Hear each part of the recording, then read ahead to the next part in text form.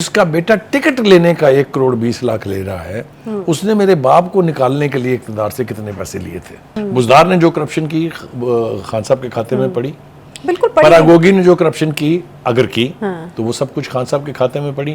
फरागोगी का जो लिंक बना के खान साहब के घर पहुंचने की कोशिश की गई वो सब कुछ खान साहब के खाते में पड़ी। ये एक अनफॉर्चुनेट फैक्ट है कि जब आप इक़्तिदार में आते हैं तो आपके जो रिश्तेदार हैं, आपके जो दोस्त अहबाब हैं, उनके सारे जो करतूत होते हैं उसके भी जिम्मेदार आपको ठहराया जाता है।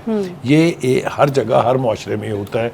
आपने सुना नहीं बरतानिया के वज़ीर आज़म ने इसलिए रिज़ाइन कर दिया कि उसके भाई ने एक करप्ट प्रैक्टिस की थी। तो ये तो सब कुछ फिर संभालना पड़ता है। मेरे ख्याल से ये तवक्को मुझे नहीं है कि इस इलेक्शन में खान साहब इसको मुकम्मल तौर पर इससे पाक कर पाएंगे। उनको फिर मजबूरन बहुत से लोगों को ऐसे को टिकट देनी पड़ेगी जिनको शायद वो खुद भी ना देना चाहते हों टिकट। कि खान साहब के साथ जो ज्यादती हुई कह लीजिए या खान साहब ने खुद अपने साथ ज्यादती की वो ये कि अपनी पार्टी का जो ओरिजिनल वर्कर था, जो जेन्युइन वर्कर था, उसको आगे लाने के बजाय जब उन्होंने पटे डाले लोगों के गलों में, कभी जनूबी सूबे के नाम पे, कभी आज़ाद के नाम पे, कभी इलेक्टेबल्स के नाम पे, उसने फिर इस पार्टी की टिकटों की तकसीम को मुतनाज़ा बनाए रखा है। जो इलेक्शन हुआ 2018 का उसमें भी, जो सप्लीमेंट्री इलेक्शन हुए उसमें भी, और अब जो ये इलेक्शन जिसकी बात सुबह शाम हो रही है उसके हवाले से भी, माफ़ कीजिएगा, उसके हवाले से भी आपने सुन लिया कि क्या हुआ है। अब तो हम तवक्को भी करें कि अगर ये गलत साबित हो तो शायद मेरे ख्याल से बेकार है, क्योंकि अब तो ये चीज़ें अपने सबूत को पहुंचने वाली हैं। इसके ऊपर मरियम नवाज़ ने काफ़ी तफसील के साथ बात की है। वो ये कहती हैं कि जनाब जिसने नवाज शरीफ को चोर कहा उसका बेटा खुद चोर निकला। ये बड़ा तीखा जुमला है, आप इसका अंदाज़ा लगा सकती हैं। वो ये कह रही हैं कि जिसका बेटा टिकट लेने का 1,20,00,000 ले रहा है, उसने मेरे बाप को निकालने के लिए इक़्तिदार से कितने पैसे लिए थे।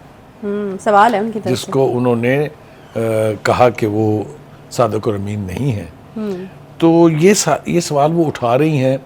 चलिए आप कह सकते हैं कि इसको ये इलेक्शन कैंपेन का हिस्सा है, लेकिन फैक्ट रिमेन्स के साकिब निसार को टारगेट किया हुआ है अब मुस्लिम लीग नवाज ने, उसकी लीडरशिप ने, मगर इसमें उनका कसूर कम है, लेकिन जो वाक़यात सामने आ रहे हैं वो बड़े खौफनाक हैं। ये चलिए ये तो हो गया। मैंने मरियम की तकरीर की, आज की बात की, वो काफ़ी हार्श स्पीच है, काफ़ी उन्होंने इसको कहते हैं ना मसाला तेज़ किया हुआ है। बहुत सारी चीज़ों पर वो बोली हैं। एक तो उन्होंने कहा कि जुडिशरी का एक जो उन्होंने इस्तेलाह इस्तेमाल किया वो तो मैं नहीं करना चाहता। हाँ, ठीक है। लेकिन उन्होंने नाम लेके कहा कि जी 3 रुकनी बेंच जो है वो जुडिशरी एस्टेब्लिशमेंट है, जुडिशल एस्टेब्लिशमेंट का, ठीक है जी। और उनके लफ्ज़ हैं जुडिशरी एस्टेब्लिशमेंट। अच्छा। और वो कहते हैं कि जी वो इमरान का इक़्तिदार बचाने के लिए बरसरे पैकार हैं, इस वक्त बहुत कोशिश कर रहे हैं, और उनका अपना एक मंसूबा था। हम प्रोग्राम से पहले बात कर रहे थे, काफ़ी कुछ सोशल मीडिया के ऊपर शोर है कि क्या प्लान था, किसने क्या बनना था, किसको क्या बनना था, किसको कितनी एक्सटेंशन मिलनी थी, किसने किसकी जगह लेनी थी, किसने सदर बनना था, किसने चीफ इलेक्शन कमिश्नर बनना था, किसको 3 साल की एक्सटेंशन मिलनी थी। वो हम यहाँ पर उसकी गुफ्तगू तफसील से करना जानबूझ के अवॉइड कर रहे हैं, क्योंकि उसको अभी सब्सटेंशिएट करना मुश्किल है। मगर ये बाज़ गश्त सारी जगह जो है वो हम देख रहे हैं।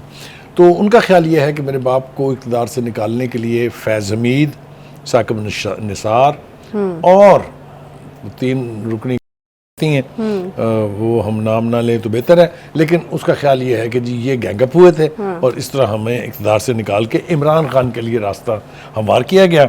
ये तो हो गई 2018 के हवाले से गुफ्तगू। अब हमारे लिए जो मुश्किल है ना वो ये है कि क्या हम मरियम नवाज़ की इस गुफ्तगू को सच माने या अपने व्यूअर्स को ये बावर कराने की कोशिश करेंगे ये ठीक कह रही हैं। ये बहुत मुश्किल काम है, इसलिए कि सियासी बयानात जो हैं आपको पता है कि उनकी बुनियाद जो है अक्सर फैक्ट्स पर नहीं होती। मतलब बयानबाजी के तौर पे बहुत सारी बातें कही जाती हैं जो बाद में गलत साबित हो तो बहुत एम्बैरसिंग सूरत हाल का सामना करना पड़ता है।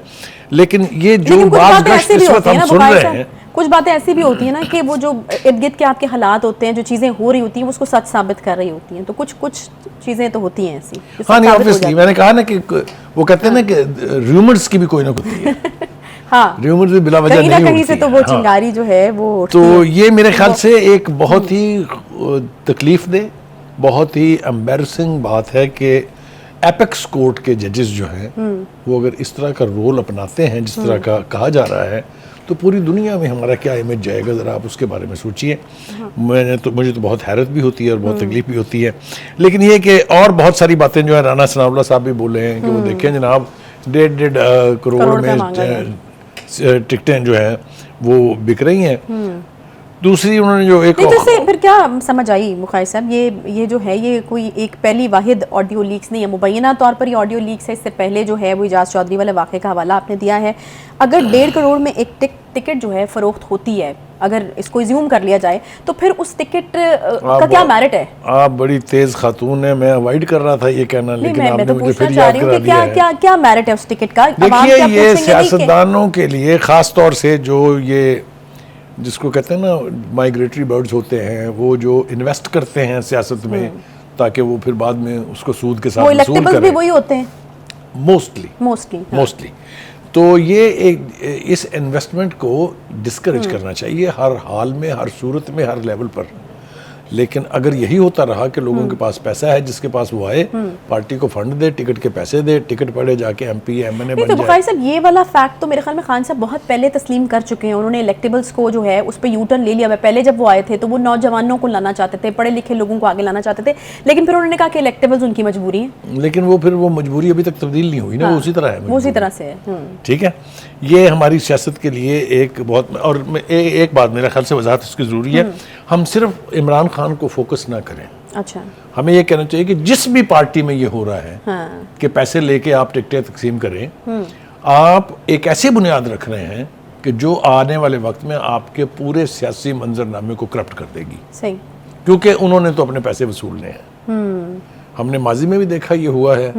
जिस नौयत की करप्शन के केसेस निकल रहे हैं, एक ऐसे शख्स के दौरे हुकूमत में जिसको सादिक और अमीन करार दिया गया, मैंने पहले भी कहा था, मैं आज फिर कहता हूँ प्रोग्राम में, और जिम्मेदारी से कह रहा हूँ ये कि मुझे कभी भी ये एहसास नहीं हुआ कि इमरान खान साहब ज़ाती तौर पर एज एन इंडिविजुअल करप्ट हैं। मैंने हमेशा ये कहा कि उनके इर्द गिर्द जो टीम है वो रिलायबल टीम नहीं है, वो डेडिकेटेड ऑनेस्ट टीम नहीं है। जितना भी गंद फैलाया है वो उनकी टीम ने फैलाया है। लेकिन जब आप हेड पर बैठे हो ऊपर और आपकी नाक के नीचे सब कुछ हो रहा हो, तो आप अपना दामन फिर बचा नहीं सकते।